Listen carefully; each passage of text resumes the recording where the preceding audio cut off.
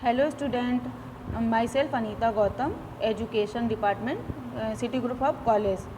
Um, I welcome to all in this online lecture series. I am going to teach you educational management MEd third semester. मैं आप सभी का इस online lecture series में स्वागत करती हूँ. This is my third lecture. यह मेरा तीसरा लेक्चर है.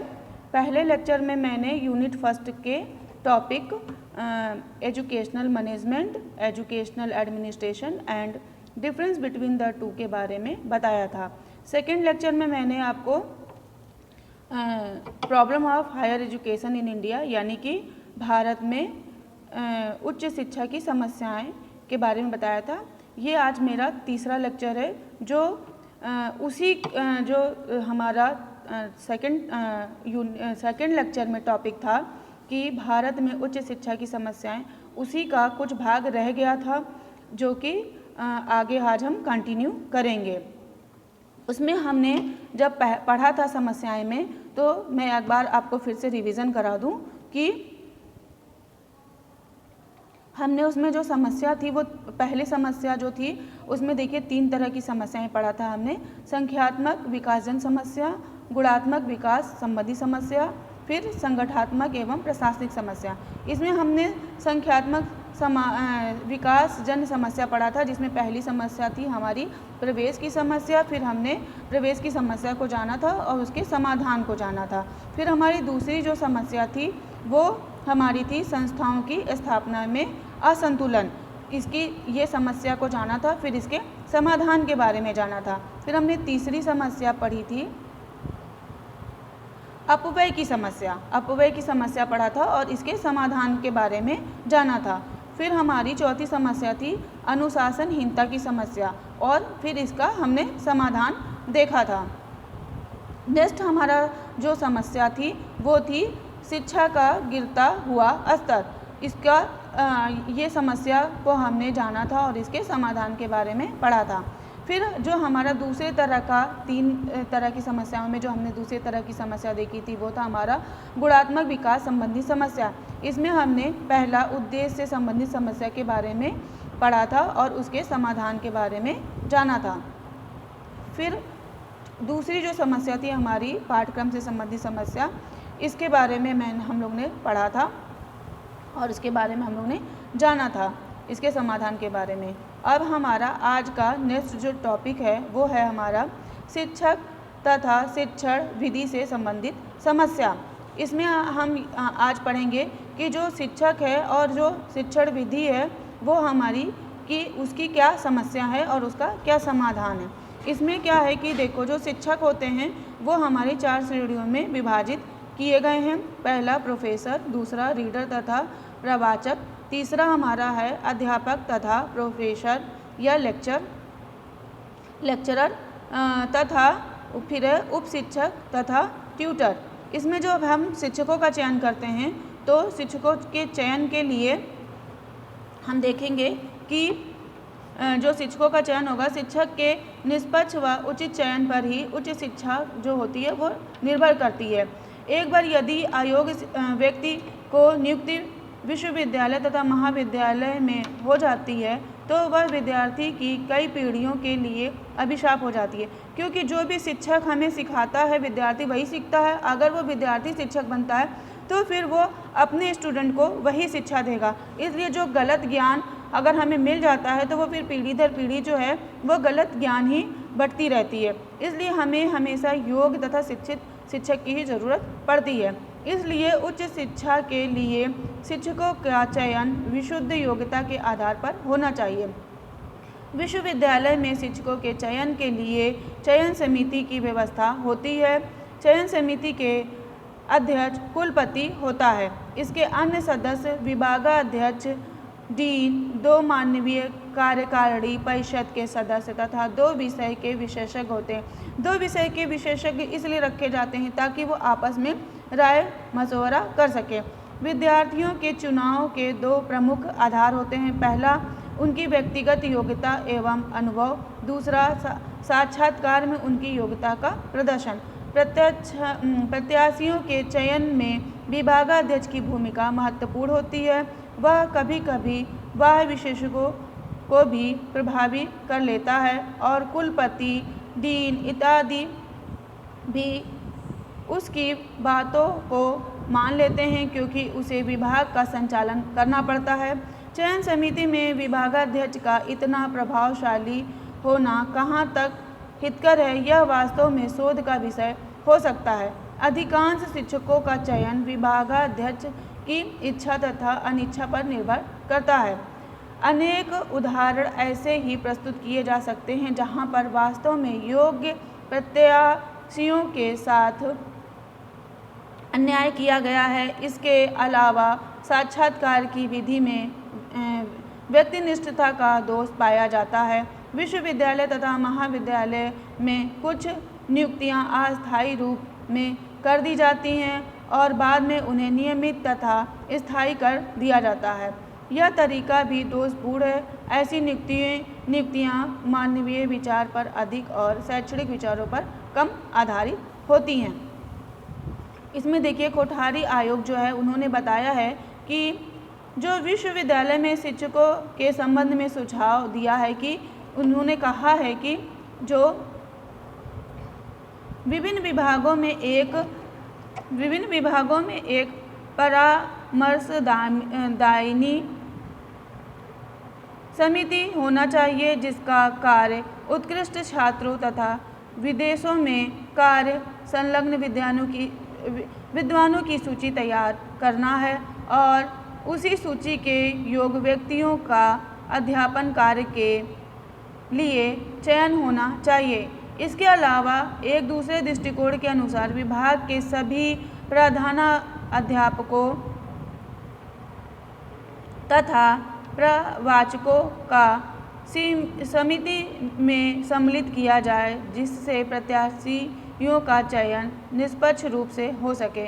एक तीसरे मत के अनुसार उच्च शिक्षा सेवा आयोग का गठन होना चाहिए और सभी स्थायी तथा अस्थायी नियुक्तियां अखिल भारतीय स्तर पर इसी आयोग के माध्यम से होना चाहिए। मतलब एक आयोग गठित करनी चाहिए जिसके आधार पर हम जो है वो शिक्षा का गठन कर सकें।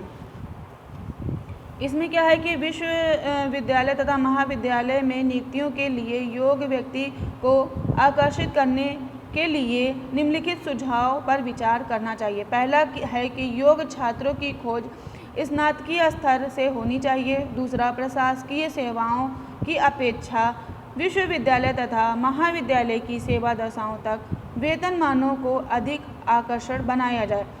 तीसरा, चयन के लिए वस्तुनिष्ठ, विश्वसनीय तथा वैज्ञानिक प्रविधियों का उपयोग किया जाना चाहिए।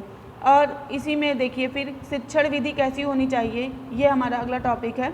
मतलब शिक्षण विधि के लिए विश्वविद्यालय तथा महाविद्यालय में अध्यापन की सामान्य विधि व्याख्यान प्रणाली है।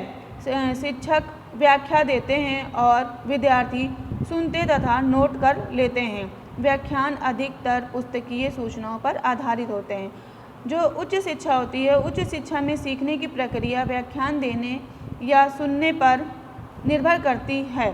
व्याख्यान विधि का अनुसरण करना विज्ञान, वाणिज्य सभी संकायों में होता है। विज्ञान शिक्षण में प्रयोगशाला का भी उपयोग होता है और छात्रों में प्रयोगात्मक कार्य कराए जाते हैं, लेकिन इन सभी विधियों में सृजनात्मक का अभाव पाया जाता है। व्याख्यान के अलावा विश्वविद्यालय तथा कुछ महाविद्यालयों में सेमिनार की भी व्यवस्था होती है। सेमिनार का मुख्य उद्देश्य व्यक्तिगत निर्देशन प्रदान करना होता है। मतलब इसमें सेमिनार में कोई भी व्यक्ति अपना व्यू जो है वो प्रस्तुत करता है। सेमिनार कक्षाओं में ही छात्रों की व्याख्यान कला संबंधी व्यक्तिगत कठिनाइयों का निराकरण किया जाता है, किंतु छात्रों की संख्या में वृद्धि होने के कारण सेमिनार कक्षाओं का भी आकार दिन प्रतिदिन बड़ा होता जा रहा है। अब एक सेमिनार में 25 से 30 छात्र रखे जाते हैं, जिसके कारण शिक्षक तथा शिक्षार्थी का व्यक्तिगत संपर्क संभव नहीं हो पाता। जहां 100 बच्चों की संख्या में सिर्फ 25 बच्चे और 30 बच्चे ही सेमिनार में भाग लेते हैं, तो बाकी बच्चे उससे वंचित रह जाते हैं। फलतः वे छात्रों को निर्देशन भी नहीं दे पाते। ये किसी प्रकार छोटा मोटा व्याख्यान देकर अथवा लिखित कार्य देकर घंटा व्यतीत कर देते हैं। किंतु उपर्युक्त दोनों विधियां लेक्चरर और सेमिनार आजकल की परिस्थितियों के संदर्भ में सफल नहीं हो रही हैं, जिसके जो है कारण है वो निम्नलिखित हैं। पहला कारण है कि जो व्याख्यान विधि में सारी क्रियाशीलता शिक्षक के ऊपर होती हैं और छात्र निष्क्रिय श्रोता मात्र होता है। इस स्तर पर विद्यार्थियों में समझने की क्षमता का विकास हो जाता है। वे स्वतः पुस्तकों का अध्ययन करके विषय सामग्री को समझ सकते हैं, इसलिए व्याख्यान में रुचि नहीं होती। तीसरा, व्याख्यान की विधि शिक्षकों तथा शिक्षार्थियों दोनों के लिए नीरस तथा उत्तेजनाहीनता होती है। शिक्षक भी पुराने तथ्यों की पुनरावृत्ति करते करते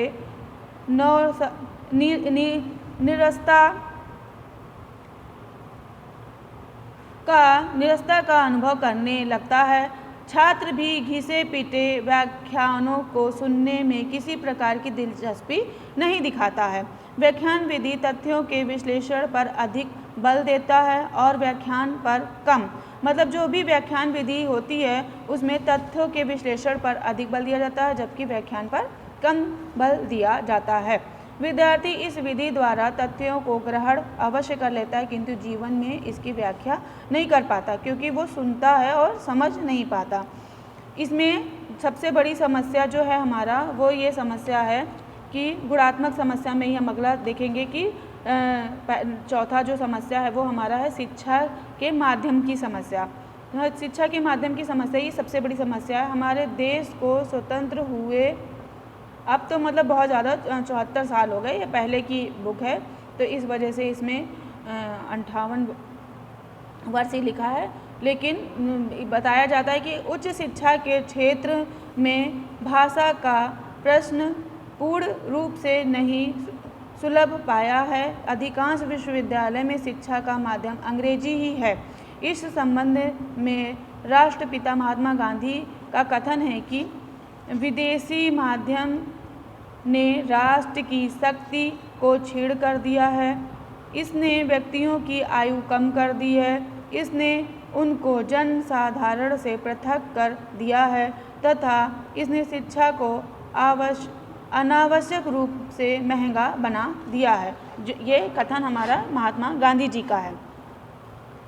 इसमें है कहीं कहीं खिचड़ी माध्यम है। दूसरे शब्दों में हिंदी और अंग्रेजी दोनों भाषा में शिक्षण होता है। मतलब हिंदी में भी पढ़ाया जाता है और इंग्लिश, मतलब ना तो शुद्ध हिंदी पढ़ाई जाती है ना तो शुद्ध इंग्लिश ही, दोनों को मिक्स करके पढ़ाया जाता है, इसीलिए इसको खिचड़ी माध्यम बताया गया है। विज्ञान के शिक्षण में तो भाषा का प्रश्न और भी जटिल है। इस प्रकार अनिश्चित नीति छात्रों के लिए अनेक कठिनाइयाँ उपस्थित करती हैं। इसमें देखिए समाधान ये बताया गया है कि कुछ सुझाव जो हैं वो हैं, जैसे उच्च शिक्षा के माध्यम के रूप में जहाँ तक संभव हो अंग्रेजी के स्थान पर भारतीय भाषा को स्वीकार किया जाए। दूसरा, अधिक अच्छा होगा कि संघीय भाषा को शिक्षा का माध्यम बनाया जाए। तीसरा है संघीय भाषा को समृद्ध बनाने में संकीर्ण विचार का परित्याग कर विभिन्न स्रोतों से आए हुए शब्दों का समन्वय करना आवश्यक है। चौथा हमारा है अंतर्राष्ट्रीय टेक्निकल तथा वैज्ञानिक पारिभाषिक शब्दों को आत्मसात करके अपनाया जाए। पांचवा हमारा है संघीय भाषा के लिए देवनागरी लिपि का प्रयोग किया जाए। छठा, भाषा विशेषज्ञों का एक बोर्ड स्थापित किया जाए जिसका कार्य समस्त देश के लिए वैज्ञानिक शब्दावली निर्मित कर प्रकाशित करना होगा। नेक्स्ट हमारा है कि अंग्रेजों की विश्वविद्यालय में एकदम समाप्त ना किया जाए। जो हमारा अंग्रेजी माध्यम है या अंग्रेजी माध्यम है उसको एकदम से समाप्त ना किया जाए। दोषपूर्ण परीक्षा प्रणाली, ये हमारा नेक्स्ट समस्या है। इसमें क्या है कि विश्वविद्यालय परीक्षा प्रणाली के दोषों पर प्रकाश डालते हुए विश्वविद्यालय आयोग ने एक स्थल पर लिखा है कि भारत में विश्वविद्यालय शिक्षा का सर्व महान दोष यह है कि शिक्षण परीक्षा के अधीन है, ना कि परीक्षा शिक्षण के। मतलब शिक्षण जो है वो परीक्षा के अधीन हो है, बल्कि ना कि जो है वो परीक्षा जो है वो शिक्षण के। ठीक, विश्वविद्यालय में निबंधात्मक परीक्षाओं का बोलबाला है, परंतु निबंधात्मक परीक्षाओं के द्वारा हम छात्रों की संपूर्ण प्रगति का सही मापन नहीं कर सकते।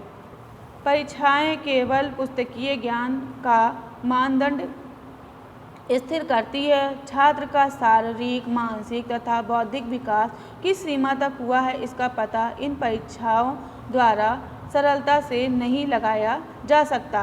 क्योंकि कुछ बच्चे होते हैं वो परीक्षा टाइम में ही पढ़ लेते हैं और क्या होता है कि जो परीक्षा में आने वाला प्रश्न होता है उसको तैयार कर लेते हैं, तो इससे हम उनके सही मानसिक संतुलन का पता नहीं लगा सकते।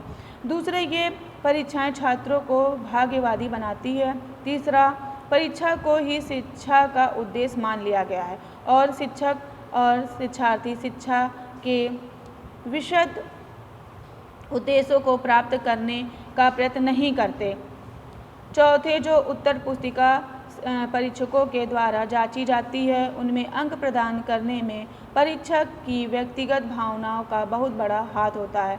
पांचवा जो है वो ये है कि परीक्षाएं छात्रों को निराशा प्रदान करती हैं और उन्हें अनैतिक साधनों का प्रयोग करने के लिए उत्साहित करती हैं। इस प्रकार हम यह देख सकते हैं कि विश्वविद्यालय परीक्षा प्रणाली में व्यक्तिनिष्ठता, अविश्वसनीयता तथा अप्रामाणिकता का बहुत बड़ा दोष पाया जाता है, जिन्हें दूर करना अत्यंत आवश्यक है। इसके जो समाधान है वो ये है कि जो परीक्षा प्रणाली में समस्या आ रही है उसमें ये है समाधान की परीक्षा प्रणाली में सुधार के लिए जो सुझाव राधाकृष्ण कमीशन ने दिए हैं उनका उल्लेख है कि कमीशन के अनुसार विश्वविद्यालय और शिक्षा मंत्रालयों के में परीक्षा लेने की वैज्ञानिक प्रणाली की खोज की जाए, खोजों की परिणामों से लाभ उठाया जाए। प्रत्येक विश्वविद्यालय में एक परीक्षक बोर्ड की नियुक्ति की जाए।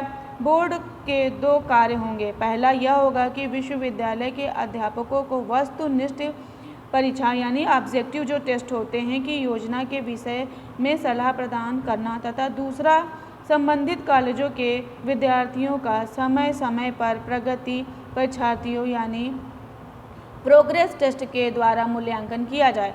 छात्रों के कक्षा कार्यों को भी महत्व प्रदान करना चाहिए। 1/2 अंकों को कक्षा कार्य के लिए सुरक्षित रखा जाए। मतलब आधा जो अंक है, यानी अगर पूरा ऑल ओवर 100% है तो 100% में 50% जो उनका जो ऑब्जेक्टिव क्वेश्चन या जो टेस्ट पेपर से दिया जाए वो, और आधा जो है उनका कक्षा कार्य के लिए सुनिश्चित किया जाए। स्नातकोत्तर तथा व्यावसायिक परीक्षाओं के लिए लिखित परिणामों के साथ साथ मौखिक परीक्षाओं यानी जो वाइवा होता है वो उसको भी सम्मिलित किया जाए। परीक्षार्थियों के मानदंड को ऊंचा करने के लिए प्रथम श्रेणी के लिए 70 तथा द्वितीय श्रेणी के लिए 55 तथा तृतीय श्रेणी के लिए 40 अंक निर्धारित किए जाए। मतलब जो प्रथम श्रेणी में बच्चे पास हो रहे हैं उनको 70, द्वितीय श्रेणी के लिए 55 और तीसरी श्रेणी के लिए 40% अंक दिया जाए। मौखिक परीक्षा का होना इसलिए भी अनिवार्य है कि कुछ बच्चे लिखने में तो अपने पॉइंट ऑफ व्यू लिख डालते हैं लेकिन वो बोल नहीं पाते, कक्षा में भी बोल नहीं पाते, तो वाइवा के माध्यम से क्या होता है वो कक्षा में बोलना सीख जाते हैं। कोठारी आयोग द्वारा प्रस्तावित सुझाव। कोठारी आयोग ने उच्च शिक्षा की परीक्षा प्रणाली में जो परिवर्तन किए हैं वो जो है इस प्रकार हैं कि समस्त विश्वविद्यालय में बाह्य परीक्षाओं के स्थान पर आंतरिक एवं क्रमांतर मूल्यांकन की योजना लागू की जाए। दूसरा, विश्वविद्यालय के सहयोग में केंद्रीय परीक्षा सुधार इकाई की स्थापना करके समान रूप से परीक्षा सुधार लाया जाए। तीसरा है कि परीक्षकों को पूरे वर्ष में 500 से अधिक उत्तर पुस्तकें जांचने को ना दी जाएं। ठीक। तीसरा है विश्वविद्यालय शिक्षकों को मूल्यांकन की नवीन प्रविधियों से परिचित कराया जाए। हमारा नेक्स्ट समस्या जो हमने शुरू में ही पढ़ा था कि 3 तरह की समस्याएं हैं। पहला जो था हमारा संख्यात्मक, दूसरा था गुणात्मक और तीसरा है संगठनात्मक एवं प्रशासनिक समस्या। ये हमारा लास्ट समस्या है। इसमें देखिए कितनी संगठनात्मक में कौन कौन सी समस्या आती हैं। पहली समस्या तो हमारा केंद्र शासित विश्वविद्यालय ही है। तो इसमें जो है हम देखेंगे कि जैसे काशी हिंदू विश्वविद्यालय, इलाहाबाद विश्वविद्यालय, अलीगढ़ मुस्लिम विश्वविद्यालय, दिल्ली विश्वविद्यालय, विश्व भारती एवं उस्मानिया विश्वविद्यालय, जवाहरलाल नेहरू विश्वविद्यालय, Delhi Indira Gandhi nation open university, Delhi Jamia Millia, Delhi north eastern हिल यूनिवर्सिटी, मतलब बहुत सारी यूनिवर्सिटी हैं जो हमारी केंद्रीय शासित विश्वविद्यालय से संबंधित हैं। पांडिचेरी यूनिवर्सिटी, पांडिचेरी तथा नागालैंड यूनिवर्सिटी, नागालैंड केंद्र सरकार द्वारा सम्मिलित हैं। इसके अतिरिक्त तेजपुर यूनिवर्सिटी, सिल्वर तथा आसाम यूनिवर्सिटी स्थापित की गई हैं। ये सब हमारी केंद्र शासित विश्वविद्यालय हैं। दूसरा हमारा राज्य शासित विश्वविद्यालय है। उसमें उपयुक्त विश्वविद्यालय के अतिरिक्त प्रत्येक राज्य उच्च शिक्षा के विकास के लिए विश्वविद्यालय का संचालन किया जाता है। जैसे उत्तर प्रदेश में है इलाहाबाद, ठीक, गोरखपुर, लखनऊ आदि विश्वविद्यालय का प्रशासन राज्य सरकार के हाथ में है।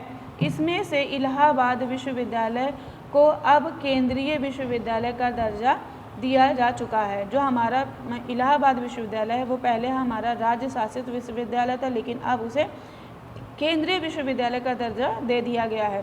केंद्र तथा राज्य शासित विश्वविद्यालय को पुनः सुविधा की दृष्टि से निम्नलिखित वर्गों में विभाजित किया गया है। पहला हमारा आवासीय तथा शिक्षण, दूसरा संवर्धक तथा शिक्षण, तीसरा संबद्ध विश्वविद्यालय तथा संख्यात्मक तथा शिक्षण, ये हमारा चौथा है। इसमें हमारी सबसे पहले क्या है, नियंत्रण। हम कैसे इसमें नियंत्रण पाएंगे। स्पष्ट है कि उच्च शिक्षा का आंतरिक नियंत्रण विश्वविद्यालय द्वारा होता है। प्रत्येक विश्वविद्यालय का आंतरिक संगठन एक सा होता है। जो विश्वविद्यालय के आंतरिक संगठन के प्रमुख अंग निम्नलिखित हैं। पहला है सीनेट तथा कोर्ट, दूसरा हमारा है सिंडिकेट तथा कार्यकारिणी परिषद, तीसरा शिक्षा परिषद, चौथा संकाय परिषद, अगला हमारा है अध्ययन मंडल, अगला चयन समिति, फिर है हमारा वित्त समिति। इसके ही अनुसार हम जो है एक संगठन बनाते हैं जिससे हमारा जो विश्वविद्यालय होता है वो नियंत्रण किया जाता है। इसमें पहला जो हमारा कार्य है नियंत्रण करने का, सीनेट तथा कोर्ट। इसमें यह समिति विश्वविद्यालय के सर्वोपरि प्रशासनिक अंग है। यह विश्वविद्यालय की विधायनीय समिति है। इसके सदस्य विश्वविद्यालय के वरिष्ठ प्रोफेसर, पंजीकृत स्नातक, अधिकारी वर्ग तथा समाज के विभिन्न वर्गों के लक्ष्य प्रतिनिष्ठ नागरिक हुआ करते हैं। इनमें सदस्यों की संख्या 50 से 150 तक होती है, यानी 50 से 150 तक। इसका अधिकार क्षेत्र अत्यंत व्यापक होता है। इसमें जो है इसमें जो और हैं वो निम्नलिखित हैं। जो इसमें प्रमुख निम्नलिखित हैं, जैसे कि इसमें क्या होता है कि इसको बजट संबंधी और अपील सुनने की सत्ता प्राप्त होती है। यह विश्वविद्यालय की नीतियों का निर्धारण करती है। यह कार्यकारिणी परिषद द्वारा बनाए गए नियमों का विरोध अथवा समर्थन करती है। चौथा, कोर्ट को अपने सदस्यों में से कुछ को कार्यकारिणी परिषद में भेजने का अधिकार है। नेक्स्ट, यह विश्वविद्यालय की आर्थिक तथा प्रशासनिक योजनाओं को अनुमोदन प्रदान करती है। पहला जो हमने पढ़ा था जो नियंत्रण करने का कार्य सीनेट तथा कोर्ट, दूसरा हमारा कार्यकारिणी परिषद तथा सिंडिकेट है। यह विश्वविद्यालय की कार्यकारी समिति है। विश्वविद्यालय के प्रशासन तथा व्यवस्था में कार्यकारिणी परिषद अथवा सिंडिकेट का प्रमुख स्थान है। कार्यकारिणी परिषद में सदस्यों की संख्या जो है वो हमारी 25 से 30 है। सीनेट में कितनी थी? 50 से 150, इसमें 25 से 30 के बीच में हुआ करती है। इसका निर्माण कोर्ट द्वारा निर्वाचित कुलाधिपति द्वारा मनोनीत तथा कुलपदेन सदस्यों द्वारा होता है। कार्यकारिणी परिषद का अध्यक्ष कुलपति तथा सचिव रजिस्ट्रार हुआ करता है।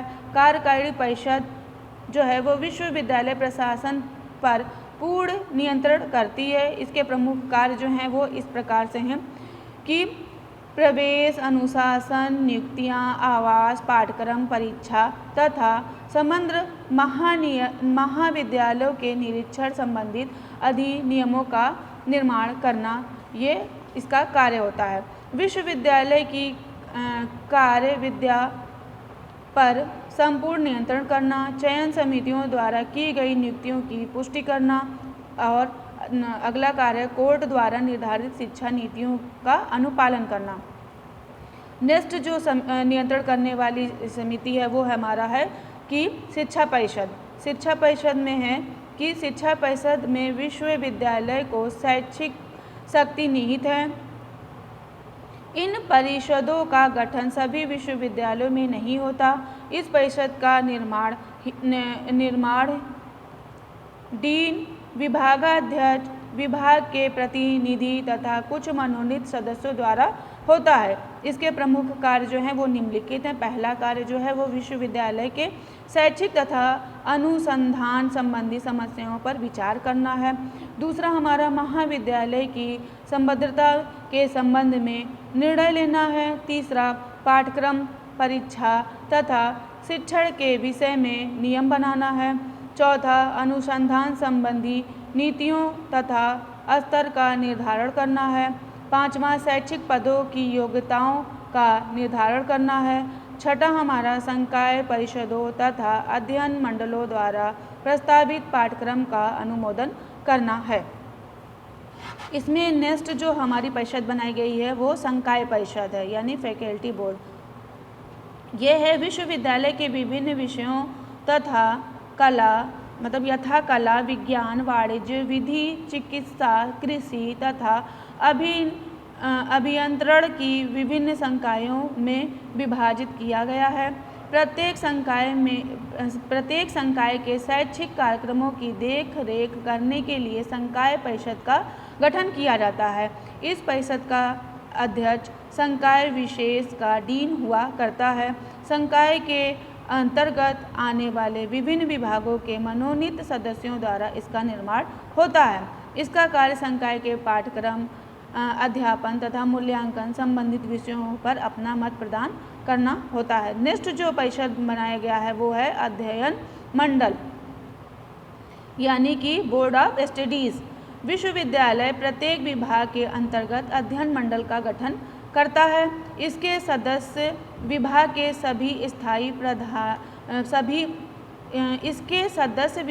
सभी स्थायी प्राध्यापक होते हैं और विभागाध्यक्ष इसका चेयरमैन हुआ करता है। इसका कार्य विभागीय पाठ्यक्रम तथा शैक्षिक कार्यक्रम के संबंध में अपना विचार प्रकट करता है। नेक्स्ट जो समिति बनी है वो बनी है चयन समिति। चयन समिति में प्राध्यापकों की नियुक्ति के लिए प्रत्येक विश्वविद्यालय में चयन समिति होती है, जिसका अध्यक्ष कुलपति हुआ करता है। इसका निर्माण कार्यकारिणी परिषद द्वारा प्रस्तावित तथा कुलाधिपति के मनोनीत सदस्यों द्वारा होता है। नेक्स्ट समिति जो हमारी है वो हमारी वित्त समिति। वित्त समिति में विश्वविद्यालय के आर्थिक समस्याओं पर विचार करके निर्णय लेती है। जो भी मतलब विश्वविद्यालय होता है वो आर्थिक समस्या पर जो विचार करती है उसका जो निर्णय लेती है वो हमारी वित्त समिति लेती है। देखिए सबसे लास्ट हमारा है अब जो हम पढ़ रहे थे कि higher education, problem of higher education in India में, तो उसमें हम अब पढ़ेंगे सबसे लास्ट क्या होता है आलोचना। आलोचना में देखेंगे कि पहला है कि हम लोगों ने राजनीतिक तथा सामाजिक स्तर पर प्रजातंत्रात्मक विचारधारा को स्वीकार कर लिया है, किंतु जो विश्वविद्यालय के संगठनात्मक एवं प्रशासनिक ढांचे में अब भी अधिनायकवादी स्तरवादी तथा केंद्रीयता को प्रवृत्ति दिखाई देती है। दूसरा, उच्च शिक्षा के संगठनात्मक ढांचे में प्रतिष्ठात्मक तथा अधिकार पूर्णता आदि के लिए अनेक अवसर प्राप्त होते हैं। यदि उच्च शिक्षा की संरचना प्रजातांत्रिक होती है तो इसमें सामूहिकता, सहकारिता तथा सामंजस्य की भावना परिलक्षित होती है, किंतु ये भी कहना होता है कि उच्च शिक्षा की संरचना में इन प्रजातांत्रिक आदर्शों का नितांत अभाव है, जिसके कारण छात्रों तथा शिक्षकों को प्रजातांत्रिक कार्य विद्या में प्रशिक्षित नहीं किया जा सकता। उच्च शिक्षा का स्वरूप प्रतिष्ठापूर्वक होने के कारण शिक्षक वर्ग अपने को सामान्य जन जीवन से बिल्कुल पृथक समझा है। इसका कार्य केवल ज्ञान का विकास करना ही है, किंतु वे समाज की जीवंत तथा ठोस समस्या में सर्वथा अपरिचित रहती है। नेक्स्ट आलोचना में हम ये देखेंगे कि यद्यपि विश्वविद्यालय प्रशासन के लिए कई समितियां का गठन किया गया है और इसके कार्यों तथा अधिकार क्षेत्रों का भी निर्धारण किया गया है, किंतु इसकी कार्यकारिता संतोषजनक नहीं है, यानी कि असंतोषजनक है। वैधानिक रूप से कोर्ट तथा सीनेट विश्वविद्यालय की सर्वोपरि समिति है, किंतु वास्तविकता यह है कि कोर्ट उतना प्रभावकारी नहीं है जितना कि कार्यकारी परिषद। कोर्ट में सदस्यों का उत्साह चुनाव तक ही सीमित होता है, इसके बाद उसकी बैठक वर्ष में केवल 1 या 2 बार हुआ करती है। मतलब जब हमें इसकी ज़रूरत पड़ती तभी बैठक होती है, बिना ज़रूरत के बैठक नहीं होती है। कोर्ट कार्यकारिणी समिति या परिषद पर किसी प्रकार का नियंत्रण नहीं रखती। इसमें हम ये भी कह सकते हैं कि जो कार्यकारिणी दोष युक्त है वो चुनाव के कारण कार्यकारिणी परिषद के सदस्यों में स्वार्थ, तनाव, गुटबंदी आदि बुराइयां परिलक्षित होती हैं। वरिष्ठ वर्गों के सदस्य इसमें एकाधिकार जमाने का प्रयत्न करते हैं। अतएव कार्यकारिणी के सभी निर्णयों के पक्षपात का दोष पाया जाता है। इससे विश्वविद्यालय शिक्षा के मानदंड में गिरावट आती है। इन दोषों का परिहार करने के लिए पहला तो है कि कार्यकारिणी के अधिकारों का विकेंद्रीकरण होना चाहिए। दूसरा, इसमें प्रतिनिधित्व को अधिक उदार तथा व्यापक बनाया जाना चाहिए।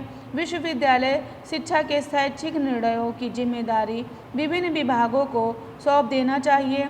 कार्यकारिणी केवल उनका अनुमोदन करें, मतलब जो कार्यकारिणी हैं वो केवल जो जिम्मेदारी विभिन्न विभागों की को सौंपता है उन्हीं का अनुमोदन करें। विद्यार्थियों के प्रतिनिधित्व तथा उनकी उपादेयता एवं सीमा पर भी विचार करना चाहिए। चौथा, किसी प्रकार शिक्षा परिषद को भी अधिक प्रभावकारी बनाया जा सकता है। उसकी शैक्षिक नीतियों के निर्धारण के लिए अधिक अधिकार मिलने चाहिए। केवल शैक्षिक मामलों में परामर्श ही ना दें बल्कि अंतिम निर्णय भी ले सकें। अभी तक विश्वविद्यालय की कार्यकारी परिषद की सबसे शक्तिशाली समिति जो है वो हमारी यही है।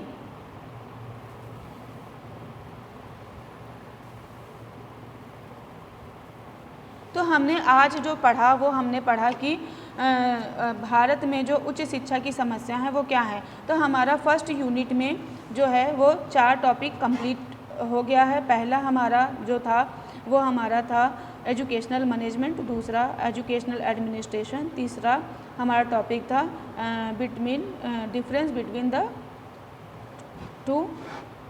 नेक्स्ट टॉपिक हमारा ये जो हमने दो लेक्चर में कंप्लीट किया ये था। नेक्स्ट टॉपिक में हम फिर मिलेंगे। Thank you class.